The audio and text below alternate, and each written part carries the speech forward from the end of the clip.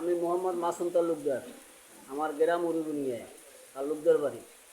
আমি স্কুলের দুর্নীতির ব্যাপারে একটা প্রতিবেদন দিছি। এই প্রতিবেদন ঢাকার জন্য হাদি সাংবাদিক পাঠাইছে, কিছু গণমাধ্যম পাঠাইছে, এর মধ্যে তারেকও আছে। সে যাইয়া উল্টো আমাদের প্রতিবেদনের উল্টো করতে আছে। আমরা তখন হইয়ার আপনাদের কাছে আবার এই যে তুললে ধরছি। এখন এই যে এরা পকেট বাড়ি করছে এই নিয়োগের ব্যাপারে টাকা পয়সা, এর একটা প্রতিবেদন আমরা দিছি।